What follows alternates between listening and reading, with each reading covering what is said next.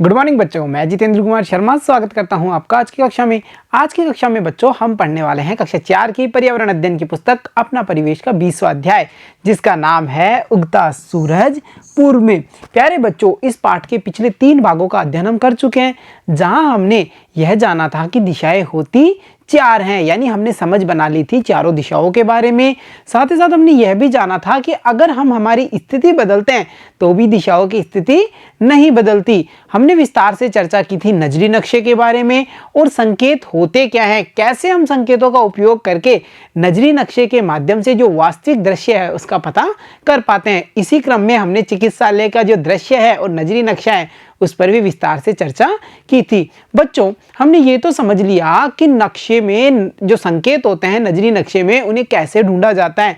साथ ही साथ हमने नजरी नक्शे का निर्माण करना भी सीख लिया, परंतु हम नक्शे के माध्यम से यह भी जान सकते हैं कि कहाँ क्या है, यानी कौन से स्थान पर किस विशेष वस्तु की स्थिति है उसके बारे में हम नजरी नक्शे के माध्यम से जान सकते हैं। यह कैसे जान पाएंगे? हम कैसे पता लगा पाएंगे कि पूर्व दिशा में कौन सी बिल्डिंग होगी, पश्चिम दिशा में कौन सी बिल्डिंग है? हम यहाँ पर जो संकेत हैं उनके माध्यम से जो यथा स्थिति है यानी वास्तविक दृश्य है उसका पता कैसे कर पाएंगे। यानी आज की इस कक्षा में हम ये जानेंगे कि नक्शा होता है, जो नजरी नक्शा है उसमें हम कहाँ क्या है ऐसी स्थिति का पता कैसे कर पाएंगे। तो चलो बच्चों, पाठ को शुरू करते हैं। यह हीरा के गांव का नक्शा है। प्यारे बच्चों, यहाँ पर इस नक्शे को हम देख पा रहे हैं और यह एक नजरी नक्शा है, एक संकेतों पर बनाया गया बिना पैमाने का नक्शा है। बच्चों, इस नक्शे में देखिए संकेत चिन्ह और उत्तर दिशा के चिन्ह की सहायता से बताइए कि गांव में क्या क्या दिखाई दे रहा है। यानी जब हम इस नक्शे का अध्ययन करेंगे तो इसमें हमें दिखेंगे कई सारे संकेतों का उपयोग किया गया है, जैसा कि हम यहाँ पर देख पा रहे हैं। हमें जब इस नक्शे को हमने ध्यान से देखा बच्चों तो ये हीरा के गांव का नक्शा है। प्यारे बच्चों, यहाँ पर जब हम देखते हैं तो हमें यह पता चलता है कि यहाँ पर काफ़ी सारे संकेत लिए गए हैं, जैसा कि ये हम एक सारणी देख पा रहे हैं। कितने सारे संकेत लिए गए, क्योंकि गांव में कितनी सारी वस्तु स्थिति होती है ना, कितने सारे स्थान होंगे, कितने सारे पेड़ होंगे, अलग अलग जो ऑब्जेक्ट्स हैं, मतलब जो अलग अलग चीज़ें हैं उन्हें अलग अलग संकेतों से दर्शाया जाएगा। इसी कारण हम देख पा रहे हैं कितने सारे संकेत इस गाँव के नक्शे के साथ में दिए गए हैं। साथ ही साथ देखो बच्चों, यहाँ पर इनको देखने पर हमें दिशाओं का ज्ञान हो रहा है। यानी जैसा कि हमने जाना था कागज पर ऊपर की ओर होगी उत्तर दिशा, उत्तर दिशा से विपरीत तरफ हम देख पाते हैं दक्षिण दिशा को। कौन सी दिशा को? दक्षिण दिशा को। यानी हम कह सकते हैं उत्तर और ये होगी हमारी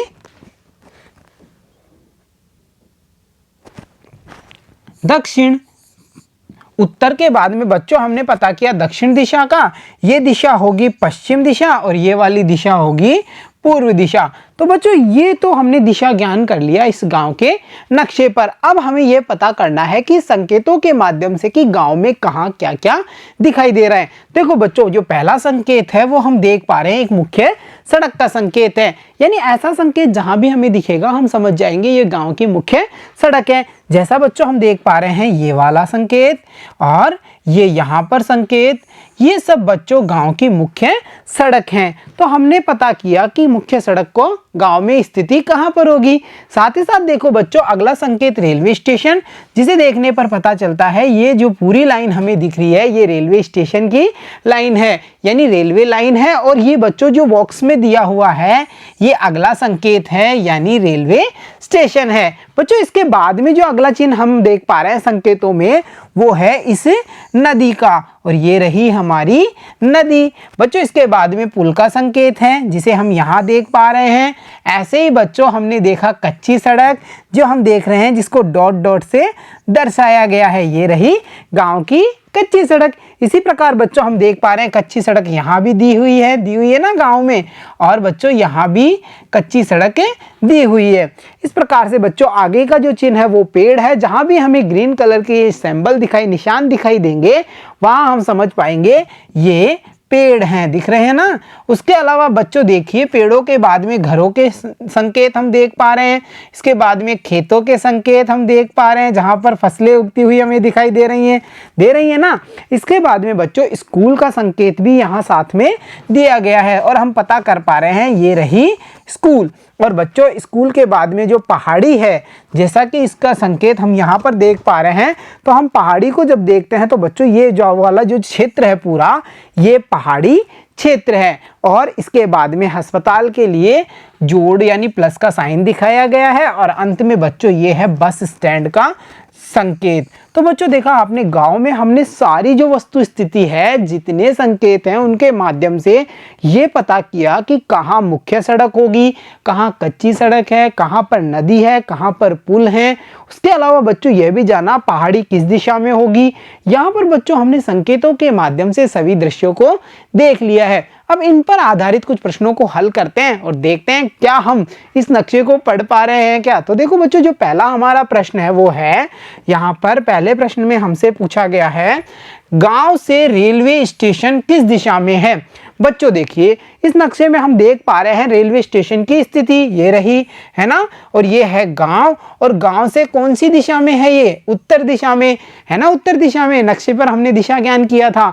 तो बच्चों हम यहाँ पे आसानी से लिख सकते हैं कि गांव से जो रेलवे स्टेशन है वो उत्तर दिशा में है।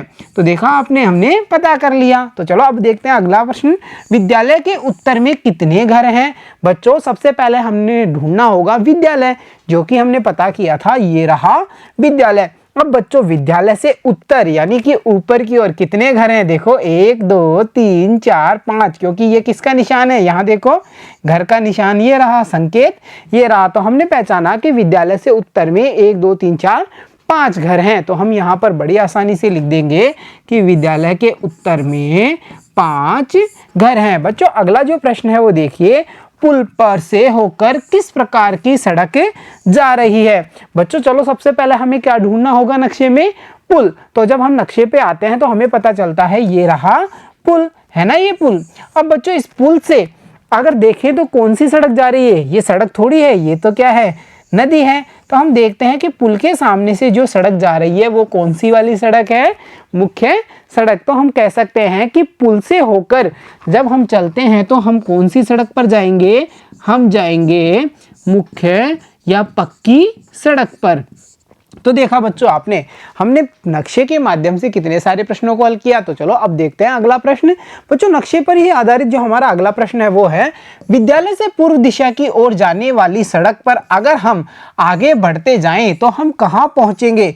बच्चों सबसे पहले हमें क्या ढूंढना होगा, विद्यालय। तो देखो बच्चों अगर हम इस नक्शे को देखते हैं तो हमें यह पता चलता है कि जो विद्यालय है वो कहां पर है, ये रहा स्कूल, ये है ना स्कूल। देखो हमने इसको थोड़ा डार्क किया है, ये रहा हमारा स्कूल। अब हमें इससे किस दिशा में जाना है, पूर्व दिशा में। तो देखो बच्चों हम चलेंगे पूर्व की ओर, चलते रहेंगे चलते रहेंगे चलते रहेंगे, तो हम कहाँ पहुँच जाएंगे, हम पहुँचेंगे इस वाले संकेत पे, और ये संकेत है अस्पताल का। तो हम यहाँ पे बड़ी आसानी से लिख सकते हैं कि अगर हम विद्यालय से पूर्व की ओर चलेंगे तो हम पहुँच जाएंगे कहाँ पर, अस्पताल। तो हम यहाँ पे लिखेंगे हम पहुंचेंगे अस्पताल। तो देखा बच्चों आपने, हमने ये पता कर लिया कि कहाँ क्या है नक्शे के माध्यम से। बच्चों हमने ये तो पता किया कि कहाँ क्या क्या स्थान स्थित होंगे नक्शे में, परंतु हमारे मन में ये भी तो विचार आता है ना, क्या हम इनकी दूरी का भी पता कर सकते हैं। जैसे विद्यालय से कितनी दूरी पर अस्पताल होगा, विद्यालय से कितनी दूरी पर रेलवे स्टेशन होगा, इन सब का पता भी क्या हम इन नक्शों के माध्यम से कर सकते हैं। यानी क्या हम नक्शों के माध्यम से दो स्थानों के बीच की दूरी का भी पता कर सकते हैं। तो चलो बच्चों अब जानकारी प्राप्त करेंगे कि कौन है कितना दूर। अगर हम नक्शे को सही अनुपात में छोटा बनाएं तो नक्शे की सहायता से हम दो स्थानों के बीच की दूरी को जान सकते हैं। यानी कि बच्चों अगर हमने कच्चा नक्शा बनाया है तो हमारा जो नक्शा होगा वो किसी पैमाने पर नहीं होगा, किसी नाप पर नहीं होगा, तो हम दो स्थानों के बीच की दूरी नहीं ना बता पाएंगे। परंतु अगर हम इसको सही अनुपात में सही पैमाने पर बनाएं और छोटा बनाएं तो हम बिल्कुल सही तरीके से बता सकते हैं कि दो स्थानों के बीच की दूरी कितनी होगी। जैसे मानिए अगर वास्तविक दूरी है 10 किलोमीटर, कितनी है, दो स्थानों की 10 किलोमीटर, और हमने नक्शे पर कहा कि 1 सेंटीमीटर की जो दूरी होगी वो 10 किलोमीटर को दर्शाएगी। और ये बात है ना बच्चों, 1 सेंटीमीटर बराबर 10 किलोमीटर, ये कहलाता है पैमाना। इसी प्रकार पहले पैमाना बनाया जाएगा और उस पैमाने के आधार पर एक छोटा नक्शा बनाया जाएगा और हम इस पैमाने के माध्यम से पता कर पाएंगे कि दो स्थानों के बीच की दूरी कितनी होगी। जैसे मानिए किसी दो स्थानों के बीच की दूरी 3 सेंटीमीटर नक्शे पर आ रही है। कितनी आ रही है? 3 सेंटीमीटर। तो हमने पैमाना क्या लिया था कि 1 सेंटीमीटर बराबर होगा 10 किलोमीटर के। तो हम कह सकते हैं कि जो दो स्थानों के बीच की वास्तविक दूरी होगी वो कितनी होगी? 1 सेंटीमीटर का मतलब 10 किलोमीटर, 2 सेंटीमीटर का मतलब 20 किलोमीटर, तो 3 सेंटीमीटर का मतलब कितना किलोमीटर होगा बच्चों? 30 किलोमीटर। तो हमने यह जान लिया कि जो वास्तविक दूरी है उन दो स्थानों की वो कितनी है? 30 किलोमीटर। तो इस प्रकार से आप समझ पा रहे हैं कि अगर हम नक्शे को सही अनुपात में छोटा बनाएंगे तो हम नक्शे पर जो स्थान है उनकी जो दूरी है उसके आधार पर वास्तविक दूरी का पता कर सकते हैं। चित्र में बच्चों पक्की सड़क पर कुछ बिंदु लगे हुए हैं। बच्चों ये वही गांव का नक्शा है जिसके बारे में अभी हमने अध्ययन किया था। देखो बच्चों, इस चित्र में जब हम नक्शे को देखते हैं तो हमें यह पता चलता है कि इस नक्शे में जो मुख्य सड़क है कौन सी वाली? ये वाली, ये पक्की सड़क है ना। इस पक्की सड़क पर देखिए बच्चों, दोनों तरफ जब हम देखते हैं तो कुछ बिंदु लगे हुए हमें दिखाई देते हैं। दे रहे हैं ना ये बिंदु। बच्चों हमें क्या करना है? इन बिंदुओं की सहायता से दूरी का पता करना है। कैसे करेंगे? तो देखो, मान लो एक बिंदु 10 कदम के बराबर है, यानी एक बिंदु कितने कदम के बराबर है? 10 कदम के बराबर है। तो देखिए, रेलवे स्टेशन से बस स्टैंड तक 3 बिंदु हैं। बच्चों जब हमने यहाँ पर इस चित्र को देखा तो सबसे पहले रेलवे स्टेशन देखा हमने, ये रहा रेलवे स्टेशन, और रेलवे स्टेशन से बस स्टैंड तक यानी बस स्टेशन तक कितने बिंदु आ रहे हैं? 1 2 3। और यही बात यहाँ पर बताई गई है कि रेलवे स्टेशन से बस स्टैंड तक 3 बिंदु हैं। इनके बीच की दूरी ज्ञात करने के लिए हम 10 कदम को 3 से गुना करेंगे, क्योंकि एक बिंदु कितना कदम है? 10 कदम, और दोनों स्थानों के बीच में कितने बिंदु आ रहे हैं? 3 बिंदु। तो हमने 10 को जब 3 से गुना किया तो कितना आया बच्चों? 30। तो हम कह सकते हैं ना कि बस स्टैंड से जो रेलवे स्टेशन है वहां की जो दूरी है, वास्तविक दूरी, वो कितनी है? 30 कदम की है। तो चलो बच्चों आगे बढ़ते हैं और जानकारी प्राप्त करते हैं कि कौन कितना दूर है, कुछ प्रश्नों के माध्यम से।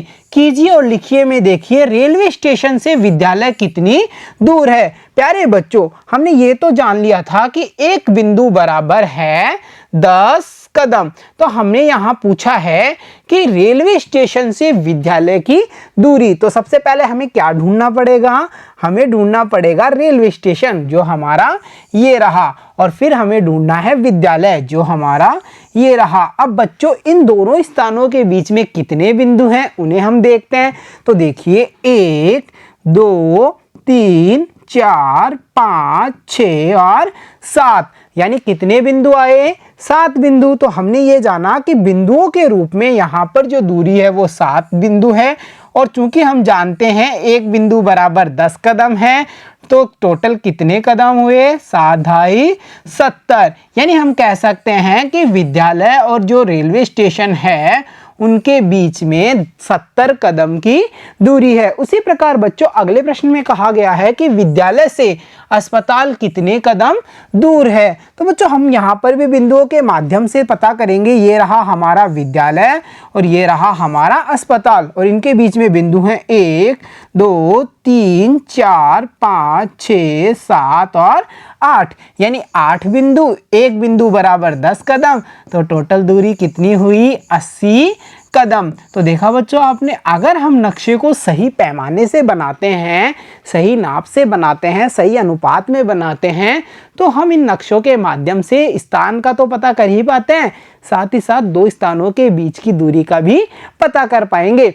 तो यहाँ पर बच्चों हमने जान लिया कि कौन कितना दूर है। तो चलो अब समय है शुरू करने का कोई एक प्यारी सी एक्टिविटी। इस प्यारी सी एक्टिविटी में देखो, यह भी कीजिए में हमें क्या करना है, हम मिलने वाले हैं एक प्यारे से बच्चे अमर से, जो एक जाल में फंस गया। अब उसे बाहर निकालना है, और इस बाहर जाल से जब उसे बाहर निकाला जाएगा उसके लिए हमारे पास होगा एक सूत्र, यानी कुछ नियम होंगे, कुछ गाइडेंस, कुछ दिशा निर्देश होंगे। हमें इन सूत्रों का पालन करना है और अगर हम सही सही चलेंगे तो जो अमर है वो बाहर निकल पाएगा। अब वो अंत में निकल करके कहाँ जाता है यह भी आपको ही बताना है। तो सबसे पहले हम देखते हैं अमर फंसा किस जाल में है। प्यारे बच्चों, यहाँ पर देख पा रहे हैं हम अमर को, दिख रहा है ना अमर सभी को। बच्चों ये रहा अमर, देखिए सबसे बीच में दिख रहा है ना सभी को अमर। बच्चों अब हमें क्या करना है, जो सूत्र दिया गया है हमें उसके अनुसार हमें चलना है। तो देखिए सबसे पहले हम करते हैं शुरुआत। तो हम चलते हैं अमर के पास में। यहाँ पर बच्चों इस जो जाल है इसके चारों तरफ हमें कुछ स्थान दिए गए हैं, जैसे यहाँ पर अस्पताल है, ये एक स्कूल है, ये एक घर है और ये एक वृक्ष यानी पेड़ है। बच्चों साथ ही साथ ये दिशा ज्ञान भी है कि ऊपर की ओर उत्तर दिशा, नीचे दक्षिण, ये पूर्व और ये पश्चिम दिशा होगी। अब हमें जो सूत्र है उसका पालन करना है। तो सबसे पहले देखिए क्या करना है, 4 बिंदु पूर्व में चलिए। तो हमें दिशाओं के माध्यम से पता चला कि हमें अमर से 4 बिंदु पूर्व की ओर चलना है। तो चलो चलते हैं, 1 2 3 4। तो हम चले 4 बिंदु पूर्व की ओर, पहुंच गए 4 बिंदु पे। इसके बाद में देखिए 3 बिंदु उत्तर में चलिए। तो चलो शुरू करते हैं, 1 2 3। तो हम पहुंच चुके हैं बच्चों 3 बिंदु उत्तर में पहुंच चुके हैं हम यहाँ पे। इसके बाद में हमें 5 बिंदु पश्चिम में चलना है। तो चलो चलते हैं, 1 2 3 4 5 और हम पहुंच चुके हैं यहाँ पे, यानी हम 5 बिंदु पश्चिम में चल चुके हैं। इसके बाद में बच्चों हमें क्या करना है, 5 बिंदु दक्षिण में चलना है। और दक्षिण दिशा किस तरफ है, नीचे की तरफ, और वो भी कितने बिंदु चलने हैं, 5 बिंदु। तो चलिए 1 2 3 4 5 और हम पहुंच चुके हैं यहाँ पे, यानी हम 5 बिंदु दक्षिण में आ चुके हैं। इसके बाद में अगला सूत्र कहता है कि आप अब 6 बिंदु पूर्व में चलिए। और पूर्व किस तरफ होगी, दिशाओं में हमें पता चल चुका है ना, पूर्व इस तरफ है। तो अब हमें चलना है 6 बिंदु। तो चलिए 1 2 3 4 5 6 बिंदु और हम पहुंच चुके हैं यहाँ पर। अब बच्चों इसके बाद में हमें क्या करना है, आप चलिए 3 बिंदु दक्षिण में, और दक्षिण दिशा नीचे की तरफ होगी। तो हम जब यहां से चलेंगे 1 2 3, यानी हम पहुंच चुके हैं 3 बिंदु दक्षिण में। और उसके बाद में बच्चों हमें 2 बिंदु पूर्व की ओर जाना है। तो हम यहाँ पर 1 और 2 बिंदु पूर्व में पहुँचते हैं। तो आप देख पा रहे हैं हम कहाँ पहुँच चुके हैं, अमर के घर पर। तो बच्चों यहाँ पर हम ये समझ पा रहे हैं कि इन बिंदुओं की सहायता से, इस सूत्र के माध्यम से अमर निकला और कहाँ पहुँच गया, घर पे। तो चलो इस जाल पर आधारित कुछ प्रश्नों के जवाब देने की कोशिश करते हैं। बच्चों जो हमारा जाल पर आधारित पहला प्रश्न है वो है अमर कहाँ पहुँचा। तो हम लिख सकते हैं अमर घर पहुँच गया था ना, घर। इसके बाद में अगर देखिए अगला जो प्रश्न है वो है, अगर एक बिंदु 2 कदम के बराबर है तो अमर कितने कदम चलकर जाल से बाहर निकला। बच्चों एक बिंदु बराबर 2 कदम, और यहां पर देखिए अमर कितने बिंदु चला है, 4 3 4 और 3 7, 7 और 5 12, 12 5 17, 17 और 6 कितने हुए, 17 और 6 23, 23 और 3 26, 26 और 2 28। यानी हम ये समझ पा रहे हैं कि अमर 28 बिंदु चला है। एक बिंदु बराबर 2 कदम है, तो अमर ने कुल कितने कदम चल यात्रा की, 56 कदम। तो हम ये कह पाएंगे कि अमर 56 कदम चल करके जाल से बाहर निकल पाया है। तो देखा बच्चों आपने कैसे नक्शों पर, कैसे जो मानचित्र होते हैं, नजरी नक्शे होते हैं, उन पर हम दूरी का सही सही अंदाजा लगा पाते हैं।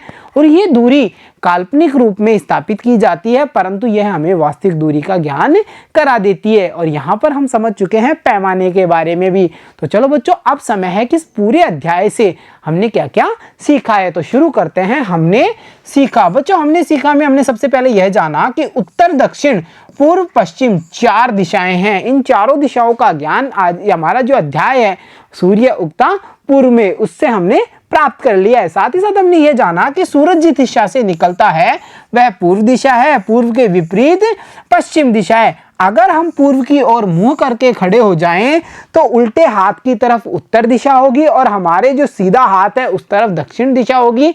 या हम ये भी कह सकते हैं कि उत्तर दिशा के विपरीत कौन सी दिशा होगी? दक्षिण दिशा। संकेतों की सहायता से हम नक्शा पढ़ सकते हैं, ये बात भी हमने इस अध्याय से समझी है। साथ ही साथ हमने यह भी जाना कि नक्शे की सहायता से हम दो स्थानों के मध्य की जो दूरी है वो भी ज्ञात कर सकते हैं, अगर नक्शे का निर्माण सही पैमाने के आधार पे किया गया है। तो देखा बच्चों आपने, इस अध्याय से हमने कितना सारा ज्ञान प्राप्त कर लिया। जब हम इतना कुछ जान चुके हैं, इतना कुछ समझ चुके हैं, तो अब समय है कि आपने क्या जाना क्या समझा उसे बताइए। यानी शुरू करते हैं जाना समझा अब बताइए। बच्चों जाना समझा अब बताइए में हमारा जो पहला प्रश्न है वो देखिए, दिशाएं कितनी होती हैं नाम बताइए। और ये तो बड़ी आसानी से हम बता सकते हैं ना। कैसे? हम कह सकते हैं कि दिशाएं 4 होती हैं और जिनके नाम हैं पूर्व, पश्चिम, उत्तर और दक्षिण। और ये सब बातें हम आज के अध्याय से सीख चुके हैं। साथ ही साथ बच्चों जो अगला प्रश्न है वो देखिए, आपके गांव शहर का नाम बताइए, यह जिला मुख्यालय से किस दिशा में स्थित है। बच्चों आप ये करेंगे कि आपके गांव या शहर का जो नाम है वो यहाँ पर लिखेंगे और ये भी बताएंगे कि ये जो जिला मुख्यालय है, जैसा कि हमने जाना था कक्षा 4 के ही हमारे पाठ जिसमें हमने जाना था ना अपना जिला, वहाँ पर हमने ये समझ बना ली थी कि जो जिला मुख्यालय होता है वो क्या होता है। यानी जहाँ पर जिले की सभी गतिविधियों का निर्धारण किया जाता है, सभी प्रशासनिक गतिविधियाँ संचालित होती हैं, उसे हम जिला मुख्यालय के नाम से जानते हैं। और जहाँ पर हमने चर्चा की थी 12 के जिला मुख्यालय की। बच्चों उसी प्रकार आप भी बताएंगे कि जो आपका जिला मुख्यालय है उससे किस दिशा में आपका गाँव या शहर स्थित है और उसके बारे में आपको यहाँ पर लिखना है। तो चलो अब देखते हैं आज का हमारा अगला प्रश्न। और अगला प्रश्न है, अपने विद्यालय का नक्शा अपनी कॉपी में बनाइए। बच्चों आप अपने विद्यालय का जो नजरी नक्शा है उसे अपनी कॉपी में बनाएंगे। कैसा वाला नजरी नक्शा? जैसा हमने दादाजी और हीरा के साथ मिलकर के चिकित्सालय का नक्शा देखा था, बिल्कुल वैसा ही। तो यहाँ पर ये एक्टिविटी आपको स्वयं से करनी है। तो देखा बच्चों आपने, हमने प्राप्त ज्ञान के आधार पर कितनी आसानी से इन प्रश्नों के जवाब दे दिए। तो अब समय है आज के हमारे अध्याय की शिक्षा देखने का। तो हमारी शिक्षा है, देखो, उगते सूरज को तुम करो प्रणाम, चारों दिशाओं का प्राप्त कर लो ज्ञान। यानी उगता हुआ सूर्य है, उसके सामने मुख करके तुम खड़े हो जाओ, तुम्हें चारों दिशाओं का ज्ञान अपने आप ही हो जाएगा। हमने जान लिया ना कि हमारे कौन सी तरफ उत्तर होगी, कौन सी तरफ दक्षिण होगी, कौन सी तरफ पूर्व होगी, कौन सी तरफ पश्चिम होगी। यानी बच्चों उगते हुए सूर्य को अगर हम प्रणाम करते हैं, उसके सामने मुख करके खड़े हो जाएंगे, तो हमें चारों दिशाओं का ज्ञान अपने आप ही प्राप्त हो जाएगा। तो प्यारे बच्चों आज की कक्षा में इतना ही। मिलता हूं आपसे अगली कक्षा में, तब तक के लिए धन्यवाद बच्चों।